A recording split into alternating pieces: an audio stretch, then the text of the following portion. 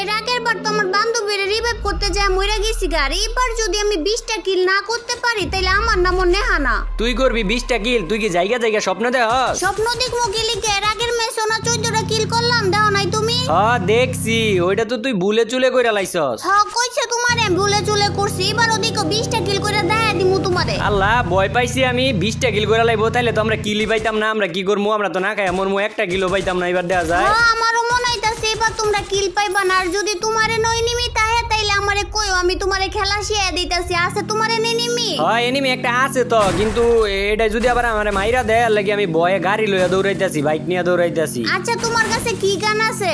MP40 গান আছে আমার কাছে। তাইলে প্রথমে যাইয়া বাইক দিয়ে একটা ধাক্কা দাও, তারপর MP40 দা মারো, দেখবা মইরা যাইবো গা। হ্যাঁ তুই যেমনে শিখাই দিবি এমনি খেলা লাগবো আমার। বাইক দিয়ে তো ধাক্কা দিতে লইছিলাম, যাক মরছে। এই যে দেখছো আমি শিখাই দিছি দেখে তুমি মারতে পারছো। হ্যাঁ তুমি শিখাই দিছো দেখেই তো এনিমি গুলারে মারবার পারছি, আর নাইলে এনিমি গুলো আমার মাইরাই দিত। আল্লাহ রে, যে আরেকটা আইছে তোমার কথা মতো বাইক দিয়ে ধাক্কা দিয়ে MP40 দিয়ে একটা জাতা দিছি, এটাও মইরা গেছে গা। হায় হায়, তুমি ভালো আইছো, তুমি শিখাই দিছো, নাইলে তোমার এনিমি মাইরাই লইতো।